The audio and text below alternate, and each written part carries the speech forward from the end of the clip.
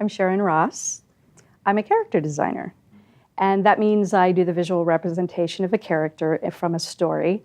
Hopefully you get an idea of the sense of who he is from how he looks, like age, sex, and physical attitude, things like that, but also personality traits and things like that. So we start from the script, and then with input from the director, we do designs before the storyboards usually. And then after that's done, we end up doing turnarounds of the characters so that you can see them from all angles so the animators know exactly what they're going to look like. So for that show, we do a lot of incidental characters, caricatures of celebrities and things like that. You have to do the turnarounds, like I said. We do mouth charts for lip sync. Sometimes construction pages and expression pages. And of course, that's coming from a 2D standpoint. Sometimes you have to do fuller turnarounds if they have more action or if it's for feature production. Also special poses, and that's a big one on Family Guy because a lot of times we have characters who are, well, just change their clothes or get deformed in some way, like Peter dressed in a nice outfit and his hair up like Julia Roberts on Pretty Woman, or like Brian when he's dead and run over. Sometimes like their arms cut off, so then you have to design it from the bone out with the blood and all. And that's really common on our show.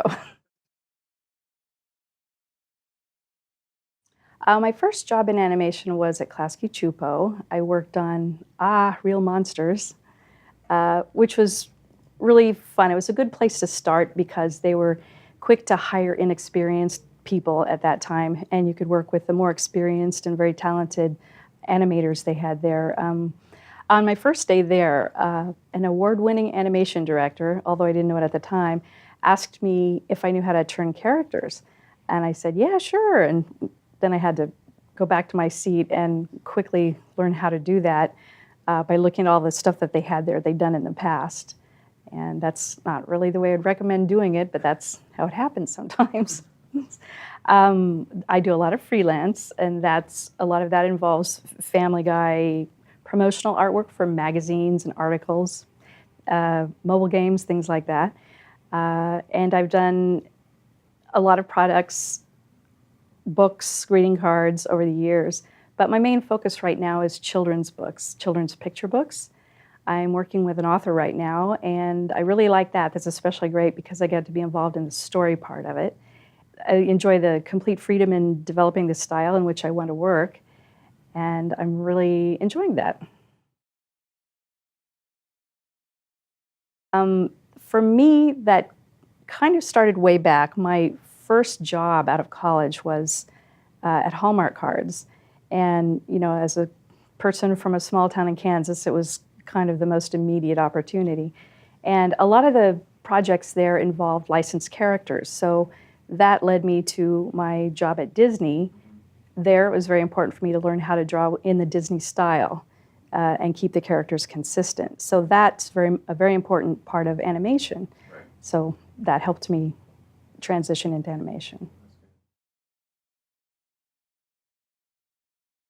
I studied illustration. My BFA was visual communications with an emphasis in illustration. We studied color and layout and graphic design, that sort of thing, and the basic drawing skills, which is really important. I went directly to Hallmark. That's where the illustration came in handy. And there I worked on a lot of licensed characters. So that led me to my Disney job. And in that job, it was very important for me to learn to draw within the Disney style and keep the characters consistent. Well, my friends who are teachers tell me that they're stressing basic drawing skills, so I think that's covered, but that is definitely a very important one because you kind of need that in almost anything you do in animation. Sometimes I see that they're not quite focusing on that as much maybe as it has been in the past. But the thing that I think might not be mentioned is developing your reputation. Your skills and your experience are, of course, vital for getting jobs, but you shouldn't overlook developing your work reputation. You definitely want to take pride in your work and do the best you can at all times. Communicate openly with your directors or coworkers. You can get jobs on your skills, but the personal recommendation, is a very important thing. I know that I've gotten jobs that way. Practically all the jobs I've gotten were that way. In fact, one time I was at a gas station in Burbank and I ran into this guy that I used to work with, and he recommended that I come over to Disney and recommended me, so I got that job that way. I mean, it can come from anywhere. So your path follows you. Okay, I don't know if it's a great story or not, but it's one that definitely affected me. This was before I started in animation. In fact, right before my first animation job. I was doing some work for a style guide for the movie Casper, which meant I was drawing a lot of poses of ghosts and things. And I was invited over to Universal to sit in on a meeting and consult on some maquettes that were constructed. They were constructions of the characters, and to make sure that they were on model or make suggestions if it was necessary to achieve that.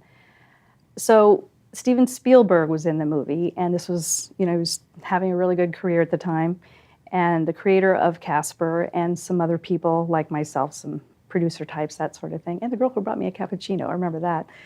So Steven Spielberg walks in, says hi to everybody, and just immediately immerses himself in the maquettes. And that's what really amazed me, was watching him. I could see that he really loved what he did. He was totally into every aspect of it. And he was completely relaxed, totally unstressed, even though I'm sure he was being pulled a lot of different directions. And it wasn't about the business of anything, it was about the creation of what he was working on. He was totally into every aspect. And that really impressed me, because I realized that he really did love what he was doing, and that it was a great example to me that if I can do what it is that I love, rewards come from that.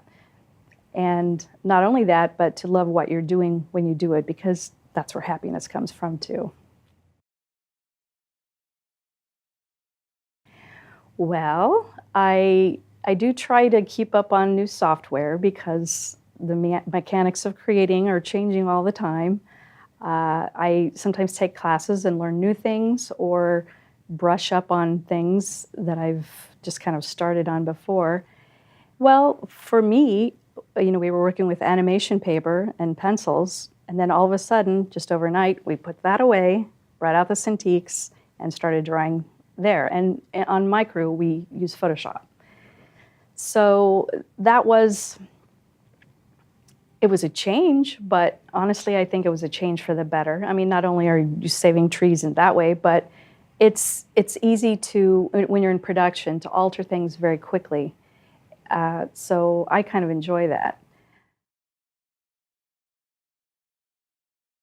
There's definitely differences. I know for certain things I still like to draw with pencils, and sometimes that's when I'm just, making things up in that beginning stage where I don't really know where I'm going with it, making shapes and seeing what comes of it.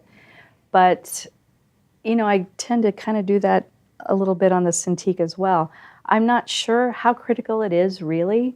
I think the main thing is just that people really need to learn how to draw in the beginning, whatever tools they use. It comes from here anyway. For example, I had an injury when I was working at Disney, and I had to be on disability for 7 months. It was a cubital tunnel thing. And so I didn't get to draw for 7 months. And I thought, oh my God, when I go back, I'm going to be so rusty. I was kind of nervous about that.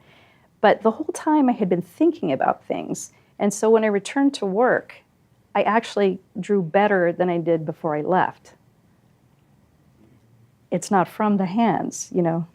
So I think the tools are maybe not as critical as sometimes people make it out. Well, there is something very important that I would focus on, and that's time management. I know that sounds silly, but when you're working a 40-hour week, throwing in freelance on the side, special projects, and trying to maintain relationships and just generally have a life, sometimes it's hard to work in all the creative projects that you want. But of course, that balance is really important, because as an artist, to be fulfilled, you need that well-rounded picture. Well, I would like to learn animation because I'd like to do some little shorts on my own. So I need to learn slash brush up or get better at doing that. That could come in handy. And I want to learn Painter now. I've just loaded that onto my computer. And even though that's been around for quite a while, I think it would be fun to pull some of the traditional stuff into my digital illustration. Of course, I always like to travel because that's so fun to see different environments and people and art. Children's books, I love going to the bookstore and just looking through the pictures. That's one of the most fun things for me.